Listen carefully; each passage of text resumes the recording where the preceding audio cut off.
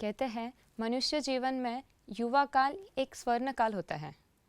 अगर युवा कुछ ठान ले तो वो कर दिखाता है, पर अगर उसके कुछ विपरीत हो जाए तो उसे बिगाड़ भी सकता है। युवा में एक एंथुजियाज्म और क्रिएटिविटी है जो पहाड़ जैसी चीज़ों को भी मोम बना देता है। तो आज इसी से कुछ संबंधित हमारे पास प्रश्न है जिनका समाधान लेकर आए हैं ब्रह्मा कुमारी गीता दीदी जी। तो गीता दीदी जी, आपका स्टूडियो में हार्दिक स्वागत है। हम अपने प्रश्नों की ओर चलते हैं। आज का पहला प्रश्न है दीदी, जो एक काउंसलर ने लिखा है।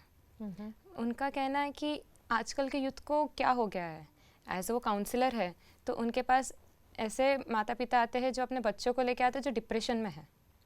उनको पूछा जाता है ये डिप्रेशन में क्यों है, तो वो बोलते हैं कि हमारे बच्चों का अफेयर था, एक या दो ने 10-15 अफेयर्स उन लोगों ने किए, उसके बाद वो अनसक्सेसफुल हुए तो वो डिप्रेशन में चले गए हैं। तो ये जो काउंसलर है इनका बोलना है कि आजकल की यूथ जा कहाँ रही है। ऐसे तो अनेक केसेस को भाई हैंडल करते होंगे क्योंकि खुद ही काउंसलर है और उनकी इन बातों से लगता है कि वो खुद ही समझ सकते हैं कि यूथ किस दिशा में जा रहे हैं। हम कह सकते हैं कि दिशा शून्य बन गए। जब जीवन का मूलभूत ज्ञान बुद्धि में स्पष्ट नहीं रहता है तो इंसान किसी भी दिशा में चल पड़ता है। जीवन की सही दिशा कौन सी है वो समझ नहीं पाते हैं। अब हर आत्मा की जो एक मांग है वो जीवन में शांति, सुख, आनंद, प्रेम की है, क्योंकि हर एक आत्मा की ये ओरिजिनल नेचर है और इसलिए उसे जीवन में प्यार चाहिए, शांति चाहिए, सुख चाहिए, आनंद चाहिए। परंतु वो कहाँ से मिल सकता है और कैसे मिल सकता है, उसका नॉलेज ना होने के कारण हम आपसी संबंधों से वो प्यार चाहते और एक दो के संबंध में आते हैं, पर संबंध जोड़ने के बाद, एक दो से प्यार करने के बाद उस प्यार को निभाना भी होता है और निभाने में कुछ सहना भी होता है, कुछ एडजस्ट भी करना होता है, कुछ सीखना होता है, कुछ भूलना होता है, कुछ त्याग करना होता है। ये वैल्यूज जीवन में ना होने के कारण वो प्यार लंबा नहीं चलता है और नाम प्यार का देते हैं, लेकिन वास्तव में वो एक देह आकर्षण ही होता है और उसमें जरा भी कुछ कमी, ऊपर नीचाई होने पर वो रिश्ते टूट जाते हैं। तो इससे हमें ऐसे अनेक किस्से भाई खुद भी हैंडल कर रहे हैं और उससे समझ सकते हैं कि ये वो समय है, कलयुग अंत का समय कहो, कि जब आत्माओं में कोई शक्ति नहीं रही, कोई वैल्यूज नहीं रहे हैं। इसके कारण जीवन की परिस्थितियों को, संबंधों को निभा नहीं पाते हैं, संभाल नहीं कर पाते हैं और बहुत जल्दी डिप्रेशन में चले जाते हैं। हमारे बुजुर्ग को हम देखें, हमारे माँ बाप को देखें, हमारे चाचा चाची को देखें, भाई भाभी को देखें, हम अपने आसपास के समाज में देख सकते हैं कि उनके जीवन में भी बहुत ऊपर नीचाई आई, पर उन आत्माओं में शक्ति थी निभाने की, एक दो से एडजस्ट करने की, एक दो को सहन करने की, क्योंकि एक दो के लिए रिस्पेक्ट था, संबंध की एक वैल्यू थी, प्यार था, तो ऑटोमेटिक ये सब शक्तियां आ जाती। आज की आत्माओं में, युवाओं में इतनी गहराई से सोचने की क्षमता ही नहीं। क्या है, एक संबंध टूटा दूसरा, दूसरा टूटा तीसरा। ये कोई चीज नहीं है, इंसान कोई चीज नहीं है। एक खरीदी, पसंद नहीं आई, फेंक दी, दूसरी ले आए। बराबर है। इसलिए हमने इंसान को चीज समझा है और हम उसको यूज करने लगे। मनुष्य एक चैतन्य शक्ति है और हमें उसको सिर्फ यूज नहीं करना है, हमें एक दो को प्यार समझना। करना है, समझना है, रिस्पेक्ट करना है। तो ये कैसे से हमें दिखाते हैं कि अब ज़रूरी है हर व्यक्ति के इनर डेवलपमेंट के लिए भी हमें कुछ करना ना चाहिए। चाहिए। अगर ये अंडरस्टैंडिंग, वैल्यूज़ एंड पावर्स को हम डेवलप नहीं करेंगे तो हमारा जो सामाजिक ढांचा बना हुआ है, चाहे वो विवाह प्रथा है, परिवार प्रथा है, वो सब टूट जाएगा। दीदी, ये कहीं इसके वजह से तो नहीं होता है कि घर में प्यार नहीं मिले तो प्यार बाहर ढूंढने जाते हैं? ना वो ये हुआ कि रिश्तों से हम उसको पाना चाहते हैं, अब वो नहीं मिलता है तो फिर वो घर के रिश्ते हैं, बाहर के रिश्तों में गए, बाहर में एक रिश्ते से नहीं मिला, दूसरे रिश्तों में गए। जीवन में ऐसा पहले की आत्माओं में भी हुआ है। हमारे माँ बाप, उसके बाप दादा, बुजुर्गों के जीवन में भी ऐसा हुआ है कि शादी जिससे की पसंद नहीं आए, प्यार नहीं रहा, न मिला, स्वभाव संस्कार मैच नहीं हुए, पर उन्होंने गंभीरता थी, मैच्योरिटी थी। वो हर बात को सोचते थे, समझते थे कि जो चाहा वो नहीं मिला, इसका अर्थ ये नहीं है कि हम सेकंड में रिश्ता तोड़ दे और वफादारी ख़त्म करे और दूसरे के पीछे लगे, जो मिला उसमें संतुष्ट और रहे। इस रीति मन से भटकते रहे, जीवन में भी भटकते रहे। नहीं, उन्होंने उस सिचुएशन को समझा कि चलो भाई, जो हमारे हिसाब किताब रहे, जो हमारा भाग्य रहा, आज हम हर चीज़ चाहिए माना चाहिए ही, उसके लिए कोई भी गलत तरीके, रास्ते लेने के लिए तैयार हो जाते हैं। पर प्यार पाने का और सही रास्ते भी हैं। कुछ अच्छा करके भी तो हम प्यार, दुआ पा सकते हैं सबकी। समाज उपयोगी हम बन सकते हैं। जीवन केवल सांसारिक दैहिक संबंधों के लिए नहीं है, कुछ समाज, देश के लिए अच्छा करने के लिए भी है। तो जीवन के और भी तो उद्देश्य हो सकते हैं। अगर आप इतिहास पढ़ो, कितने लोग ऐसे हैं जिन्होंने अपने ध्येय के पीछे, अपने ऊंचे लक्ष्य के पीछे सांसारिक जीवन न बनाए और वो उसी समाज सेवा, देश सेवा, चाहे विज्ञान, कुछ भी, मतलब एक लक्ष्य के पीछे उन्होंने जीवन सफल कर लिया। आजकल के युवाओं में लक्ष्य खत्म हो चुका है, ऐसा वो कह एक सकते हैं। दिशा शून्य बन गए, जो मैंने कहा ना कि दिशा शून्य बन गए हैं। खुद की रियलाइजेशन भी नहीं रही है कि हम कौन हैं, किस लिए इस दुनिया में आए हैं, हमें क्या करना चाहिए, क्या नहीं करना चाहिए। ये जो सारा एक सद्विवेक है वो खत्म होता जा रहा है। दीदी, कहीं अपन इसे वेस्टर्न कल्चर को तो नहीं दोषी मान सकते हैं कि आजकल युवा जो है उससे ज़्यादा फॉलो करती है, इसलिए उन्हें लगता है नहीं, अफेयर्स करना बहुत अच्छी बात है। कल्चर वेस्टर्न का अपना है, पूर्व के देशों का अपना कल्चर है। हम किसी को दूषित नहीं कर सकते हैं कि पश्चिम की संस्कृति ने हमारे को गिराया। हमने एडॉप्ट किया तो हम गिरेंगे।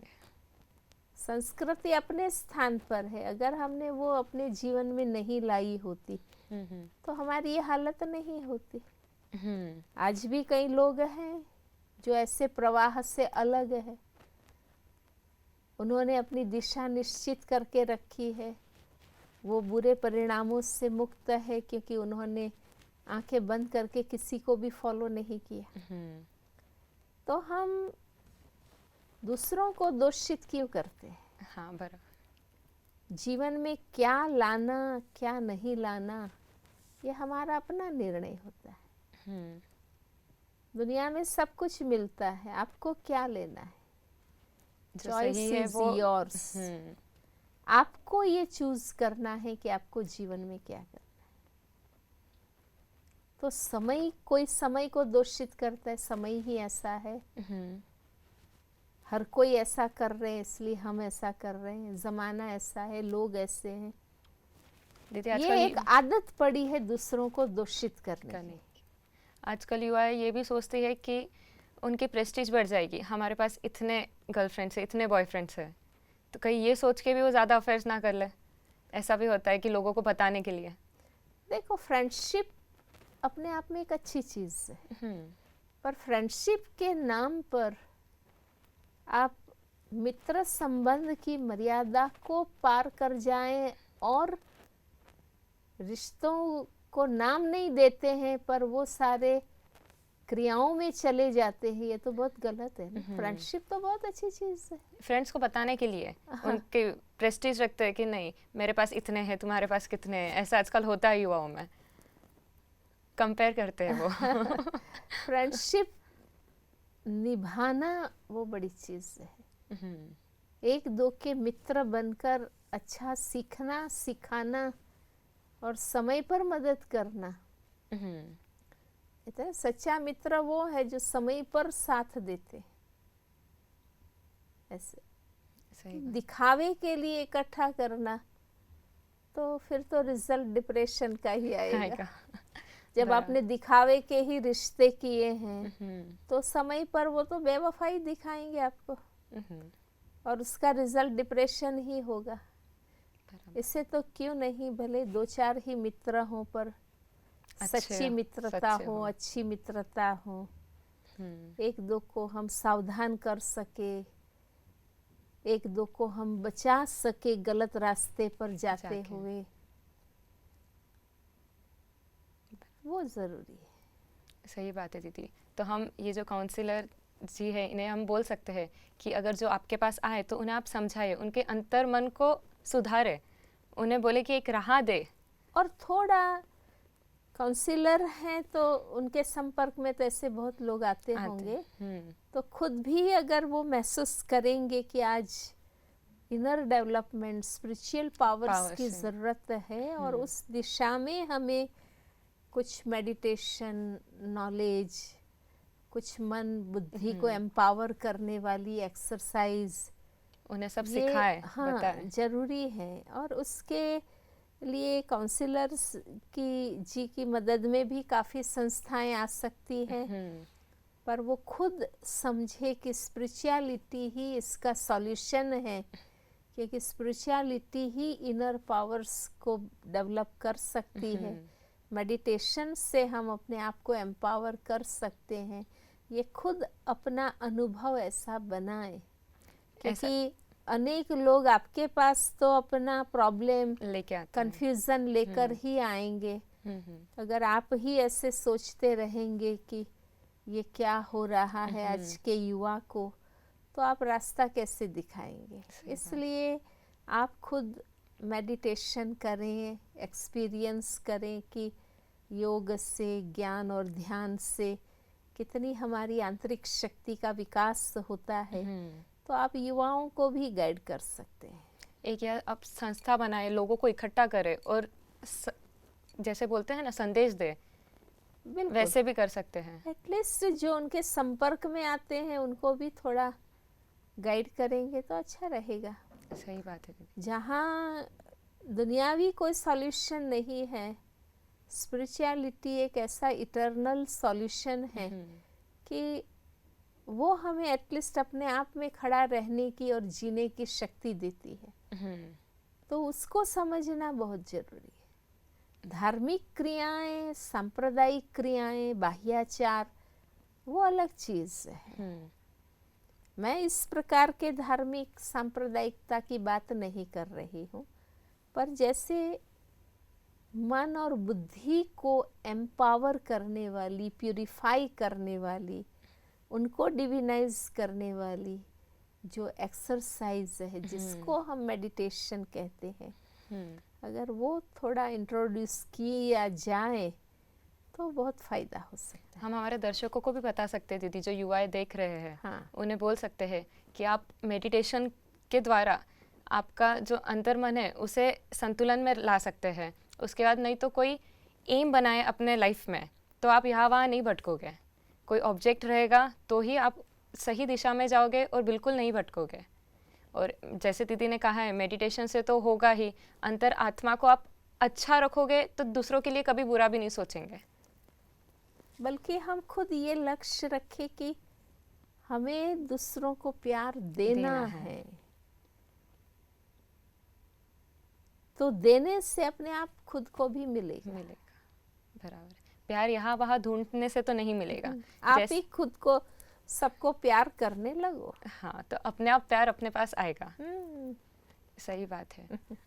दीदी जी, अभी आजकल का तो इंस्टेंट का ज़माना है, तो युवा चाहते हैं कि नहीं, हर चीज़ जो हो इंस्टेंट हो। जैसे इंस्टेंट कॉफ़ी है, इंस्टेंट खाना मिलने लगा है आजकल, तो वो चाहते हैं कि नहीं, अगर इससे सफलता नहीं हुई तो चलो दूसरे के पास चलो। तो हर चीज़ इंस्टेंट उन्हें चाहते हैं। तो इसमें अभी काउंसलर क्या करें?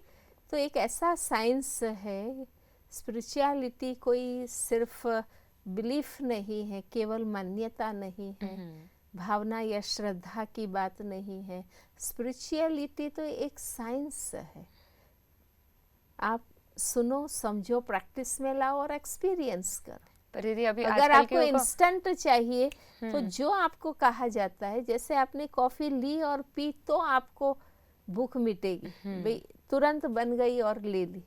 इसी प्रकार ये तो बिल्कुल डायरेक्ट एंड ठोस सॉल्यूशन है। स्पिरिचुअलिटी हमें घुमाती नहीं है, परंतु डायरेक्ट जो ट्रूथ है उससे कनेक्ट करती है। जैसे ही आप अप्लाई करेंगे और आप अनुभव प्राप्त करेंगे, कोई इसमें लंबा टाइम देना नहीं होता है। हाँ। आप जैसे ही अपने चिंतन को बदलेंगे, देखो आज हर एक आत्मा कमजोर कैसे बनी है। हम अपने, जैसे बॉडी है 5 तत्व की बनी है, तो हम 5 तत्व लेते हैं तो हम एम्पावर होते हैं। हम हवा पानी खुराक लेते हैं तो हम अपने आप को फील करते हैं कि भी फ्रेश हो गए, ताकत आ गई, भूख लगी और खाना खाए तो जैसे होश आ गया। तो 5 तत्व का बना हुआ शरीर 5 तत्वों से ही मेंटेन होता है, रिफ्रेश होता है, एनर्जाइज होता है। इसी प्रकार हर एक आत्मा जो गुणों का स्वरूप है, वो उन गुणों से ही शक्तिशाली बनती। तो जैसे हमने अपने ही चिंतन को भटका कर, अपने ही विचारों को गलत कर अपनी शक्ति को खोया है, वही हम राइट थिंकिंग करने से तुरंत ही अपने आप में शक्ति भर सकते। सही बात है। पर उतनी प्रैक्टिस तो करनी होगी ना। आज इंस्टेंट फूड मिलता है तो आप खरीदेंगे, खाएंगे तो करेंगे ना, इतना तो करेंगे ना। चलो भाई, आपको कुक नहीं करना है, बनाना नहीं है, बना बनाया लेके खाएंगे, चबाएंगे, पेट में जाएगा, तभी तो एनर्जी बनेगा। इसी प्रकार स्पिरिचुअलिटी वो चीज है कि समझो, प्रैक्टिस में लाओ और एनर्जी। दीदी, जैसे मैं पूछना चाहूँगी, स्पिरिचुअलिटी कैसे अपने लाइफ में लाना चाहिए अपन ने? आज कई जगह आपको ये स्पिरिचुअल नॉलेज, पहले तो नॉलेज हो, नॉलेज पता चले कि क्या है, फिर लाइफ में लाने की बात है। हाँ। जैसे आप पढ़ते हैं इंजीनियरिंग में, साइंस के जो भी सिद्धांत है उसी के आधार पर आप टेक्नोलॉजी डेवलप करते हैं और उसको अप्लाई करते हैं। इसलिए इंजीनियरिंग क्या है? अप्लाइड साइंस है। सेम स्पिरिचुअलिटी जो है वो हमें चेतना के बारे में सत्य बताती है कि हमारे सोच, हमारी वाणी, हमारे वाइब्रेशंस, हमारे कर्म, हमारी भावनाओं का क्या असर है खुद पर और दूसरों पर, उसका अपना एक सिद्धांत है। वो स्पिरिचुअल साइंस को आप अप्लाई करते हैं तो आपका अनुभव बनता है और शक्ति आती है। तो वो नॉलेज है, वो आप और आगे संपर्क करेंगे, हम और डिटेल में बता सकते हैं। आज तो हम दर्शकों के सामने कुछ ही समय के लिए हैं और वो भी उनके प्रश्नों पर कुछ बताने के लिए हैं। अगर उसके डेप्थ में जाना है तो वो और कांटेक्ट कर सकते हैं। सही बात है।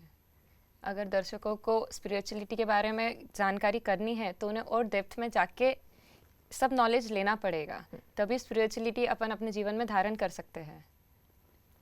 तो दर्शकों देखिए, और जहाँ तक हो सके स्पिरिचुअलिटी अपने अंदर लाने की कोशिश कीजिए। जैसे बोलते हैं इंस्टेंट हर चीज़ होनी चाहिए, तो जैसे आप स्पिरिचुअलिटी इंस्टेंटली अपने अंदर लाओगे तो आपकी सोच भी बदल जाएगी। तो दीदी अगले क्वेश्चन की ओर बढ़ते हैं।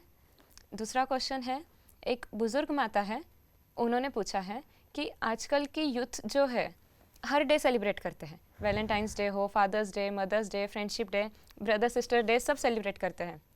पर अगर उन्हें कुछ बोलो कि एक दिन भगवान के लिए कोई दिन सेलिब्रेट करो तो वो करते नहीं है। उन्हें अगर बोलो कि 3-4 घंटे सत्संग में जाओ तो वो जाते नहीं है। वो बोलेंगे उससे तो हम कोई मूवी जाके आएंगे 3-4 घंटे का। तो वो लिखती है कि मेरी भी एक पोती है ऐसा, तो मैं उसे कैसे समझाऊँ? ठीक है तुम एंजॉय करो, तुम जाओ, पर साथ में भगवान का भी करो। तो मैं उसे कैसे समझाऊँ? हाँ, देखो आज के युवा जो है वो ऐसा नहीं है कि वो भगवान को नहीं मानते हैं या स्पिरिचुअलिटी में नहीं मानते हैं या प्रेयर, मेडिटेशन, भगवान को याद करना इसमें नहीं मानते हैं, ऐसा नहीं है। मैंने तो देखा है आजकल लगभग हर धर्म संप्रदाय में यंगस्टर्स ही फील्ड पर है। अच्छा। जो भी बड़े बड़े बुजुर्ग साधु सन्यासी है उन्होंने अपने यंग कथाकार, यंग संतों को ही कार्य क्षेत्र में उतारा है। तो यंगस्टर्स तो स्पिरिचुअलिटी से लाभ ले ही रहे हैं, ऐसा नहीं है कि भी वो नास्तिक है। पर बहन जी जो बात कर रही है कि वो अपनी पोती को कहते हैं और वो इंटरेस्ट नहीं ले रही है, तो ऐसा नहीं है कि इसको भगवान में इंटरेस्ट नहीं है। पर आज के यंगस्टर्स को अंधश्रद्धा में इंटरेस्ट नहीं, सिर्फ बाह्य क्रियाकांड में इंटरेस्ट नहीं है। वो ठोस सत्य चीज जानना चाहते हैं और करना चाहते हैं। अगर उनको समझ में आ जाता है तो बहुत यंगस्टर्स, मैंने तो देखा है, मैं खुद भी एक संस्था के तरफ से हूँ, काफ़ी यंगस्टर्स हर आध्यात्मिक संस्था में आते हैं, पर उनको बातें सिर्फ नहीं चाहिए। अब आप कहो कि सत्संग करो, 2-3 घंटा मिलके भजन करते हैं, कथा कीर्तन करते हैं, पर फिर वो उन बुजुर्गों का जीवन भी देखते हैं कि घर आकर दादी माँ या नानी माँ या मम्मी वही गुस्सा करते हैं, वही तेरी मेरी करते हैं, वही प्रपंच करते हैं। तो वो लोग ऑब्जर्व करते हैं कि ये 2-3 घंटा सत्संग करके आते हैं, मंदिर जाके आते हैं, क्या मतलब है, घर पे कथा आके से ऐसा आते करते हैं और यहाँ आकर क्या कर रहे हैं। उनके जीवन में तो कोई सुधार है नहीं, इसलिए वो सोच लेते हैं कि हमें ये करना ही नहीं। तो उनको भगवान में, सत्य में निष्ठा, प्यार नहीं है ऐसा नहीं है, पर उनको ये सिर्फ बाह्याचार, क्रियाकांड, अंधश्रद्धा पसंद नहीं है।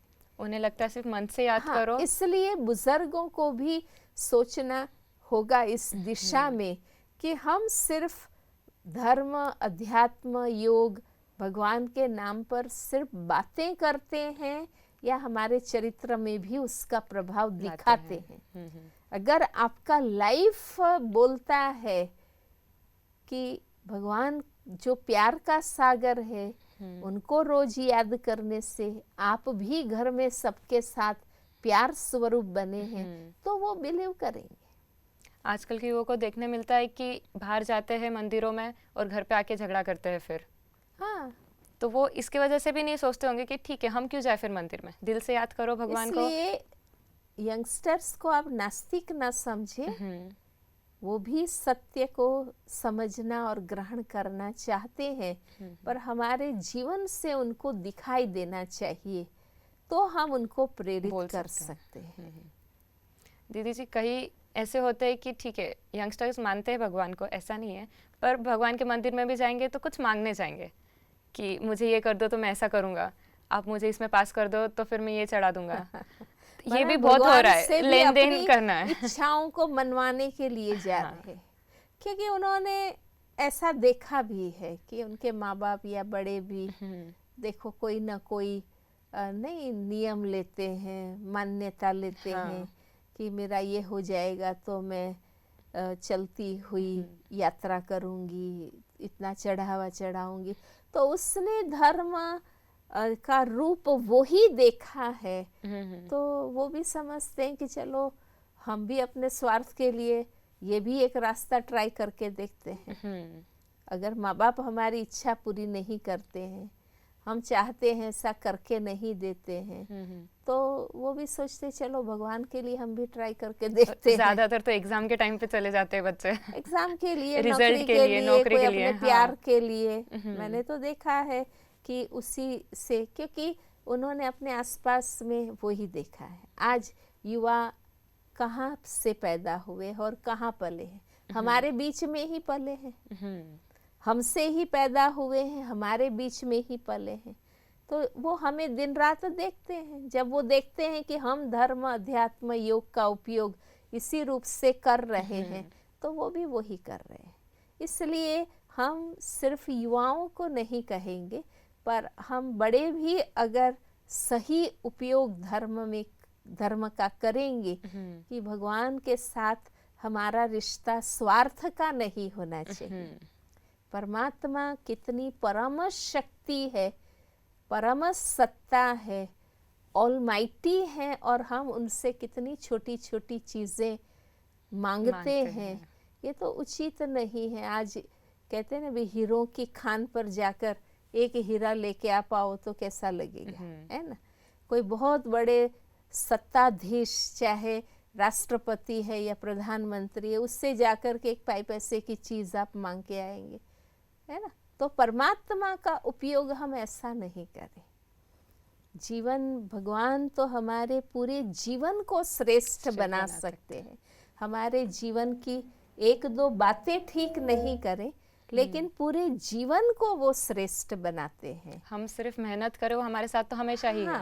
तो हमें उनकी पूरी गाइडेंस, नॉलेज मिलेगी ही। दीदी जी, आपने सारे प्रश्नों के इतने अच्छे से हमें समाधान दिए, इसके लिए धन्यवाद। तो दर्शकों,